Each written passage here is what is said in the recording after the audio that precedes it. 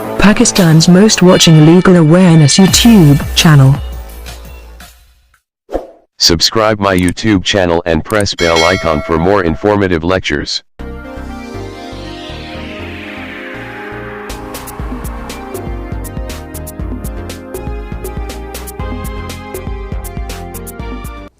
Bismillahirrahmanirrahim. Alhamdulillahi Rabbil Alameen. Assalamu alaikum friends and viewers. I hope all are fine. This is Mubashir Iqbal Chauhan, Advocate High Court and Legal Lecturer. Series of legal lectures के अंदर हमारा आज का subject English jurisprudence. हमारा topic या question बहुत ही interesting है, theories of punishment. Punishment की थ्योरीज कौन कौन सी हैं, किस थ्योरी को कैसे इन्फोर्स किया जाता है, क्या ये थ्योरीज आज हमारे माशरे सोसाइटी में एग्जिस्ट करती हैं या नहीं करती, या इन थ्योरीज का कितना रोल है मॉडर्न पनिशमेंट्स को इंट्रोड्यूस करवाने में, मॉडर्न पनिशमेंट्स को आगे बढ़ाने में, मॉडर्न पनिशमेंट्स को माशरे में इन्फोर्स करवाने में। लेक्चर स्टार्ट करने से पहले एज यूजुअल अगर आप मेरे YouTube channel law and communication skills के ऊपर नए हैं तो लॉ एंड कम्युनिकेशन स्किल्स के सामने रेड बटन को क्लिक करके मेरे चैनल को सब्सक्राइब करना और साथ में ही बेल आइकन को प्रेस करके ऑल नोटिफिकेशन करना भूलें, ताकि मेरे फर्दर तमाम ऐसे ही इंफॉर्मेटिव लेक्चर्स आपकी एक्सेस में रहें और उनके नोटिफिकेशन आपको बर वक्त मिलते रहें। मजीद बरा मैं अपने लेक्चर्स के जो नोट्स हैं उनका लिंक नीचे डिस्क्रिप्शन के अंदर दे दूंगा, वहां पर जाकर आप उनको फ्री ऑफ कॉस्ट डाउनलोड कर सकते हैं, कोई हरजाना मुआवजा नहीं है। सेकेंडली मैं अपने लेक्चर्स की फ़ीस बताता चलूँ। मेरी फ़ीस आपने 3 स्टेप के अंदर पे करनी है। फर्स्ट स्टेप कम से कम 10 रुपये आपने डोनेट करने हैं। कोई मांग रहा है, नहीं मांग रहा, बुजुर्ग है, बूढ़ा है, रेडी वाला है। सेकेंड स्टेप मेरी फ़ी का कम से कम 2 लोगों की आपने हेल्प करनी है। किसी को मुस्कुरा कर मिल लें, किसी को पहले सलाम कर लें, तो ये भी मेरी फ़ीस के लिए और उसकी भी और आपकी फ़ीस की अदायगी के लिए, हेल्प के लिए काफ़ी है। थर्ड स्टेप मेरी फ़ीस का मेरे पेरेंट्स के लिए दुआ, अल्लाह ताला उनको सेहत तंदुरुस्ती अता फरमाए। और साथ ही एक और रिक्वेस्ट करता चलूँ कि मेरी वीडियोस को अपने तमाम सोशल नेटवर्क्स के अंदर शेयर ज़रूर किया करें, व्हाट्सएप ग्रुप्स के अंदर, फेसबुक पेजेस ग्रुप्स के अंदर, ताकि ज़्यादा से ज़्यादा लोग इससे मुस्तफ़ीद हो सके, मुझे और आपको अपनी दुआओं में याद रख सके। शुरू करते हैं हमारा लेक्चर। हमारा टॉपिक है theories of punishment, different theories of punishment. सज़ा क्या है, पहले तो आपको एक सज़ा का इंट्रोडक्शन करवाता चलो। पनिशमेंट का हर वो लिमिटेशन जो किसी एक्ट के करने या ना करने पर इम्पोज की जाए। फॉर एग्जाम्पल स्टेट कहती है कि जी आपने चोरी नहीं करनी तो नहीं करनी, आपने शराब नहीं पीनी तो नहीं पीनी, आपने किसी का मर्डर नहीं करना तो नहीं करना। अगर आपने ये किया तो आपके ऊपर ये इम्पोजिशन होगी, तो हम आपके ऊपर ये सज़ा इम्पोज कर देंगे, तो डेट इज़ कॉल्ड पनिशमेंट। अब पनिशमेंट कैसी होनी चाहिए, किस तरह से होनी चाहिए, इसका हिस्टोरिकल प्रोस्पेक्ट क्या है, हिस्टोरिकल बैकग्राउंड क्या है, वो भी थोड़ा सा बताता चलो। यहाँ पर जो सज़ा है वो ना तो इतनी सख्त हो कि वो जुल्म लगे और ना ही इतनी नरम हो कि वो फेवर लगे। कैसे? फॉर एग्जाम्पल एक शख्स का केस आया अदालत में, उस शख्स के ऊपर इल्ज़ाम यह है कि इसने दूसरे शख्स की पॉकेट से 10 रुपये या 20 रुपये या 50 रुपये चोरी किए हैं। 50 रुपये इसने दूसरे शख्स की पॉकेट से चोरी किए हैं। एक शख्स है, उसने 50 रुपये बी की पॉकेट से चोरी कर लिए या बी के पर्स से, वॉलेट से निकाल लिए। अब जज साहब क्या करें, उस ए को 10 साल की सज़ा दे दें, 5 साल की सज़ा दे दें, हार्ड पनिशमेंट दे दें, हार्डली रिग्रेस पनिशमेंट दे दें, या उसके ऊपर लेबर पनिशमेंट इंपोज कर दें 5 साल की, या उसके ऊपर 2 लाख रुपए जुर्माना कर दें, 10 लाख रुपए जुर्माना कर दें, तो ये जो सज़ाएं हैं ये जुल्म बन जाएंगी। जुर्म की नौयत को देखते हुए सज़ा देनी है। उसने 10, 20, 30, 50 चोरी किए हैं, करोड़ों चोरी नहीं किए, तो आपको जुर्म, बहुत सी वजूहात हैं हमारे माशरे के अंदर अनस्टेबिलिटी की, उनमें से एक बड़ी वजह सज़ाओं का भी एक गैर म्यारी होना पाया जाता है। कुछ ऐसे जुराइम हैं जहां पर सज़ा ना होने के बराबर है, हालांकि उनकी सज़ाएं ज़्यादा होनी चाहिए, और बहुत से ऐसे जुराइम हैं जहां पर मैं एक बहुत जल्द, कुछ लिमिटेशंस होती हैं हम वकला के ऊपर, हम कानूनदानों के ऊपर, कि हम बहुत सी ऐसी बातों को खोल नहीं सकते, ओपन नहीं कर सकते, क्योंकि इससे सोसाइटी के अंदर एक अनस्टेबिलिटी आ जाती है। लोगों को एक कुछ ऐसी चीज़ों का पता चल जाता है जिससे फिर वो माशरे के अंदर अदम इस्तेहकाम लेकर आते हैं, माशरे के अंदर पुरफिज़ा माहौल कायम नहीं रहने देते।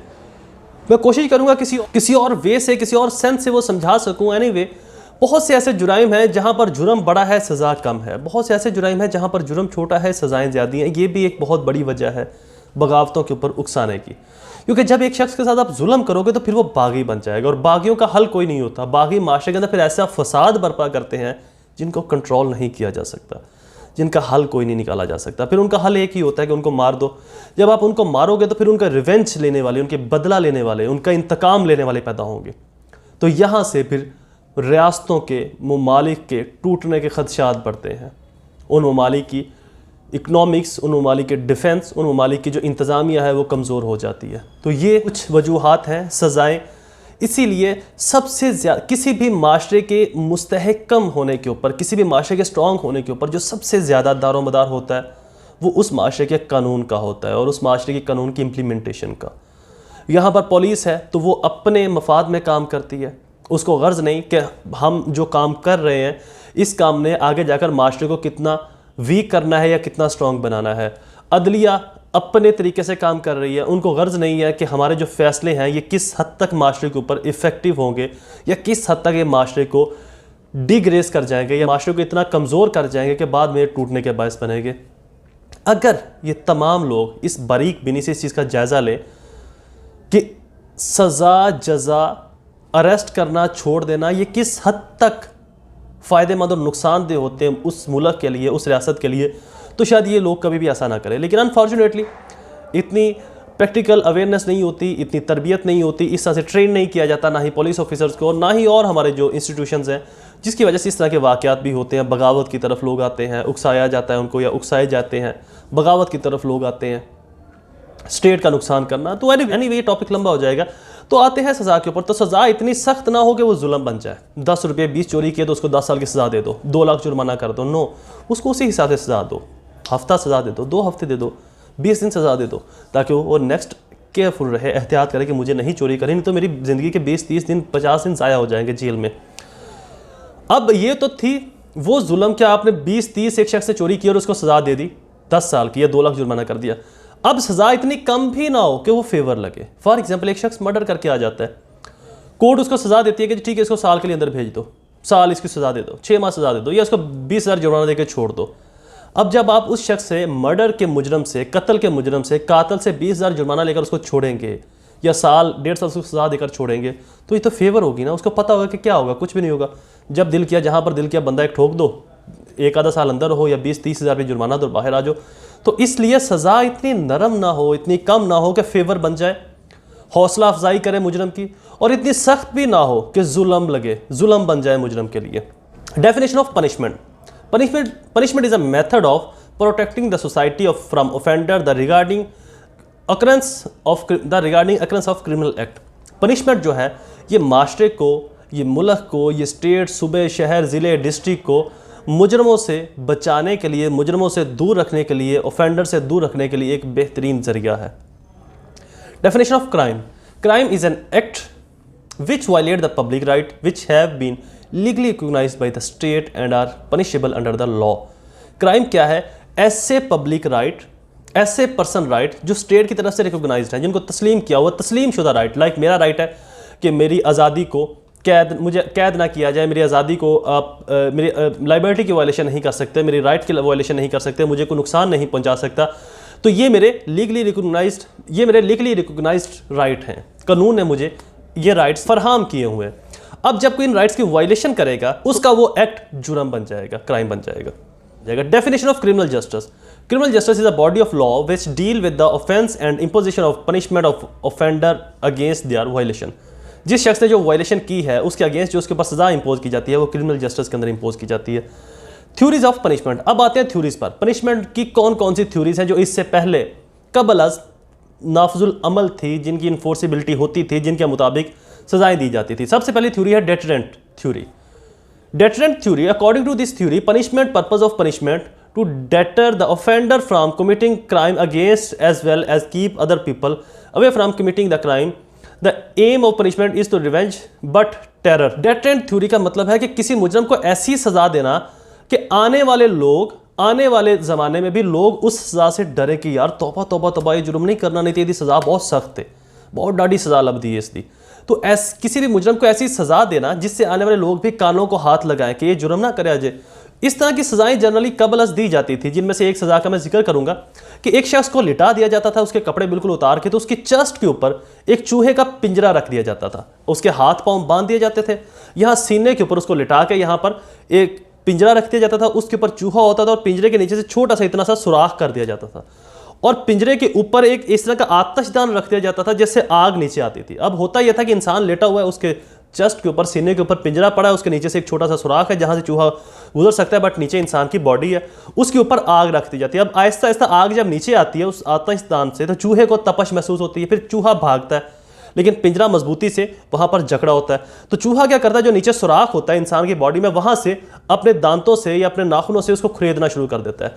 तो इस तरह से चूहा खुरेदता खुरेदता इंसान की बॉडी से आर पार होकर निकल जाता है। तो ये भी एक बहुत बड़ी सजा थी, जिससे ये मुख्तलिफ गद्दारी के मुकदमात या कत्ल के जो बड़े हीनियस क्राइम होते थे वहाँ पर ये सजाएं दी जाती थी। तो आने वाले लोग जो है या देखने वाले लोग इससे इबरत हासिल करते थे कि तौबा तौबा तौबा, ये काम ना कराया जाए, गुनाह ना कराया जाए, नहीं तो ये सजा लबेगी। इस तरह से एक सज़ा ये थी कि एक शख्स को एक पिंजरे में डाल दिया जाता था और वहाँ पर काफ़ी सारे चूहों को छोड़ दिया जाता था उसके कपड़े उतार के, तो वो चूहे उसके जिस्म को नोचते थे। इसी तरह से एक सज़ा थी जहाँ पर एक शख्स को एक ज़मीन के अंदर जो है वो ज़िंदा दफन कर दिया जाता था। कुछ ऐसी सज़ाएं थी कि एक लकड़ी का एक टेबल बना होता था इस तरह से, उसके ऊपर छोटे छोटे नोकदार जो है वो कील लगे होते थे, उसके ऊपर शख्स को लिटा दिया जाता था और उसके जिस्म के ऊपर एक वजनी पत्थर रख दिया जाता था जो आहिस्ता आहिस्ता वो सारे कील उसके जिस्म के अंदर ऐसे धंस जाते थे, जिससे इंसान की मौत हो जाती थी। तो इस तरह की और बहुत सी सज़ाएँ हैं जिनका मैं जिक्र करने लग जाऊँ तो सिर्फ 1-1.5 घंटा तो उन सज़ाओं के ऊपर ही गुजर जाए। तो ऐसी सज़ा देना जिससे आने वाले लोग उस जुर्म से तौबा तौबा करें, तो ये that is called deterrent theories. इसके ऊपर क्रिटिसिज्म भी बहुत ज़्यादा हुआ। क्रिटिसिज्म इसलिए हुआ कि लोग जो उस वक्त के दानिशवर थे, फिलोसफर थे, वो कहते थे कि सज़ा इतनी ज़्यादा हो जाती है मुजरम के लिए कि वो बजाय माशरे में उसको एक बुरी नज़र से देखा जाए, उसकी सज़ा की वजह से उसके लिए हमदर्दियाँ बढ़ जाती हैं, उसके लिए लोगों के दिलों के अंदर प्यार बढ़ जाता है कि यार इसको तो बहुत ज़्यादा सज़ा मिली है, ये तो बहुत जुल्म हुआ है। तो बजाय लोगों के उसके ख़िलाफ़ होने के, लोग उसकी फेवर में चले जाते थे। तो ये भी एक बहुत बड़ी वजह थी जो इसके मुखालफिन थे इस सज़ा के, जो इसके बारे में अपनी राय कायम करते थे। प्रिवेंटिव थ्योरी, प्रिवेंटिव थ्योरी किसी को रोक देना, किसी काम से रोक देना। फॉर एग्जाम्पल एक शख्स है वो आए रोज़ ही कत्ल करता है, उसके हाथ काट दो। कत्ल तो हाथ से करता है ना, गन से, पिस्तौल से, तलवार से। तो उसके पास जब वो फिजिकली सलाहियत ही नहीं रहेगी तो वो जुर्म नहीं कर सकेगा। ये इस तरह की सज़ाएं भी पुराने अदवार के अंदर किसी भी मुल्क की जो अफवाज होती थी वो ये सज़ाएं दिया करती थी। जब गद्दारों को या दूसरे मुल्क के लोगों को पकड़ते थे तो उनके इस तरह से मारते थे, उनकी हड्डियाँ तोड़ते थे कि दोबारा वो स्टेबल ही नहीं हो पाते थे, वो कोई काम कर ही नहीं पाते थे। तो इस तरह से मुजरम को सज़ा देना, उसको बिजली के झटके लगवाना कि वो जिंदा तो हो बस नाम का, एक मुर्दा जैसा हो, उसके अंदर कोई सकत ताकत अहमियत ना हो।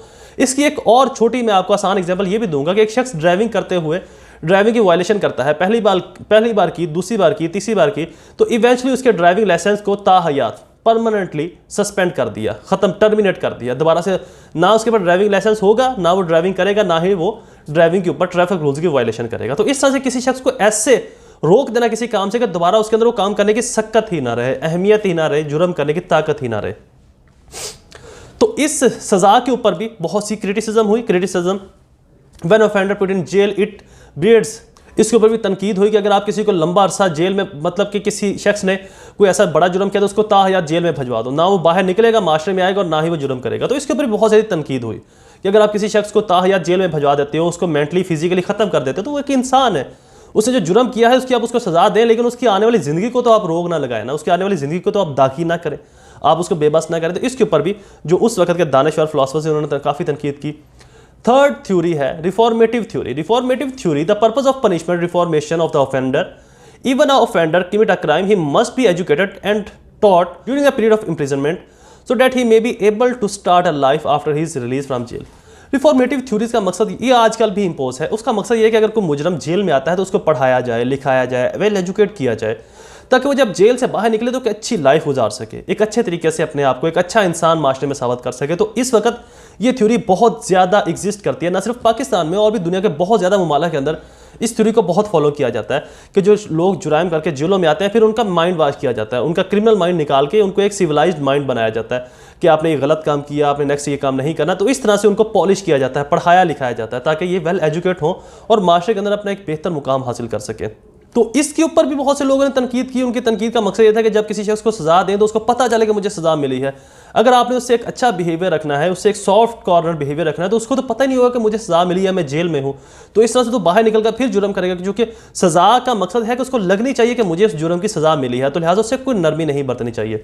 तो हर सज़ा के ऊपर वक्तन फ़वक्तन with the passage of time लोगों ने तनकीद भी की। नेक्स्ट थ्योरी है रेट्रीब्यूटिव थ्योरी। रेट्रीब्यूटिव थ्योरी अदले का बदला, इंतकाम लेना, बदला लेना।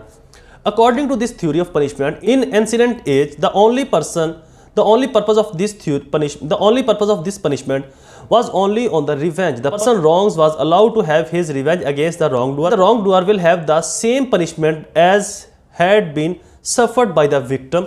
The principle of this theory, eye for eye, teeth for teeth, was recognized by follow. ये किसास से भी थोड़ी सी तशबीहन रखती है, लेकिन ये थ्योरी इंग्लिश है, डिफरेंट है, प्योरली किसास के साथ नहीं, क्योंकि किसास की एविडेंस का मामला हो रहा है। तो इस थ्योरी का मकसद ये था कि अदले का बदला, जैसा आपके साथ किसी ने किया है वैसा ही उसके साथ आपने करना है। अगर आपका किसी ने दांत तोड़ा है तो उसका भी दांत तोड़ना है, किसी ने आपका कान काट दिया तो उसका भी कान काट देना है, किसी ने आपकी उंगली काटी तो आपने उसकी उंगली, यानी कि सेम एज इट इज, जैसा किसी ने आपके साथ किया है वैसा ही उसके साथ बदला लेना। तो that is called retributive theory.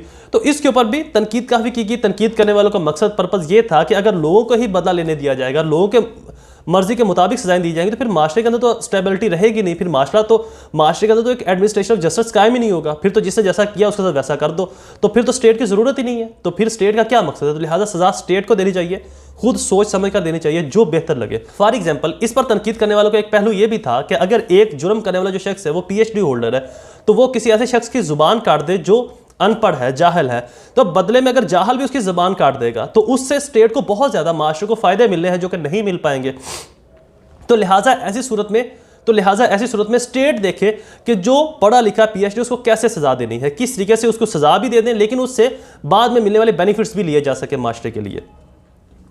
Compensatory theory. According to this theory, punishment, the purpose of punishment is to compensation the victim, which create a financial pressure upon an offender who violate the right of people of society. If victim may lose his property by the offender, in this case, according to this theory, the offender will be liable to return the property on his real owner. Compensation theory या compensatory theory का मकसद ये था कि जो जुर्म करने वाला है उससे इतनी दौलत ले ली जाए कि चूंकि उसको जुर्म का नशा होगा, उसको दौलत का नशा होगा, दौलत की वजह से वो ये काम करता है, तो उसके पास दौलत रही ना तो वो दोबारा से ये क्राइम ना कर सके। एक इसका मकसद ये है। दूसरा इसका मकसद कि अगर एक शख्स ने जुर्म किया है दूसरे के साथ, तो जो विक्टिम है, जो मदई है, उसने अपने ऊपर अखराजात किए, अपने ऊपर पैसा लगाया, मेडिसिन के ऊपर, हॉस्पिटल के ऊपर, दवाइयों के ऊपर, कोर्ट कचहरी में, तो उसका पैसा तो लगा ना, जो कि उसका नहीं लगना चाहिए था। तो लिहाजा उस पैसे की वजह उसको, और उस वक्त उसका टाइम भी वेस्ट हुआ, वो अपना बिजनेस कर रहा था, कारोबार, जॉब कर रहा था, जिससे उसकी जॉब चलेगी, कारोबार के अंदर नुकसान हुआ। तो इससे जो दाद रसी है, ना सिर्फ मुजरिम को सजा दी जाए बल्कि उससे कंपनसेशन भी लेकर इसको विक्टिम को दिलवाई जाए, ताकि ये अपने लिए एक बेहतर लाइफस्टाइल चूज कर सके उसके बाद, उस केस के बाद। इसके ऊपर भी तनकीद की गई कि ये डबल सजा का होना नहीं बनता कि आप किसी शख्स को बिल्कुल ही ख़त्म कर दें, फाइनेंशियल तौर के ऊपर उसको तोड़ दें, ठीक है, उससे जुर्म किया तो उसको सजा दे। तो वक्तन फ़वक्तन तमाम थ्योरीज के ऊपर तो बहस मुबाहिसा, इनके ऊपर तनकीद होती रही। एक्सपेटरी थ्योरी, यह भी कंपनसेशन थ्योरी की ही एक किस्म है। The theory is similar to compensation theory. According to this theory, compensation is paid to the victim by the wrongdoer. The idea behind expectation theory is that the current justice system forgets about the victim or about their families and justice focus on punishing the criminals. ये भी एक compensation theory की एक किस्म है जहाँ पर मुजरम से कुछ पैसे लेकर मदई को दिए जाते हैं, या जैसे कि ट्रैफिक रूल्स के अंदर वायलेशन होती है तो उनको कंपनसेट कर दिया जाता है, जुर्माने कर दिए जाते हैं, चलान कर दिए जाते हैं, etcetera. Utilitarian theory. Utilitarian theories के जो फिलोसफर्स हैं, जो इसके मुफक्कर है, वो कहते हैं कि जी हमें कोई गर्ज नहीं है किसने क्या किया है क्या नहीं किया, जिसने जो किया है उसके साथ वैसा किया जाए, बात खत्म। मतलब हमने किसी को सख्त सजा, कम सजा नहीं देनी। अगर आपने कत्ल किया है तो आपको भी कत्ल कर दिया जाए, या उस कत्ल की वजह अगर आपसे माफ़ी मांगते हो तो आप उसका मुआवजा हर जाने दे दो। अदरवाइज अगर आपने अपने कत्ल नहीं करवाना तो उसकी वजह आपको 30 साल। तो इन्होंने भी एक खास एक स्ट्रक्चर तो तैयार किया था, लेकिन ये ऑलमोस्ट सभी थ्योरीज की ही एक थ्योरी, मतलब कि सभी थ्योरीज ही इसके अंदर आ जाती हैं। तमाम जितनी भी पनिशमेंट की थ्योरीज है वो सारी की सारी इसके अंदर आ जाती है। ये कहते हैं अगर पनिशमेंट आपने देनी तो पनिशमेंट दे दो, अदले का बदला करना तो अदले का बदला कर दो, पैसे कंपनसेशन देना तो कंपनसेशन डाल दो। तो जिस तरीके से भी आपने रेड डिसल करनी है बस रेड डिसल करो, माफ़ी कोई नहीं है, जिसने जो किया है उसके साथ वैसा ज़रूर करें। Types of crime in Pakistan: murder, rape, robbery, theft, undue influence, corruption, cyber crimes, human trafficking, attempt to suicide.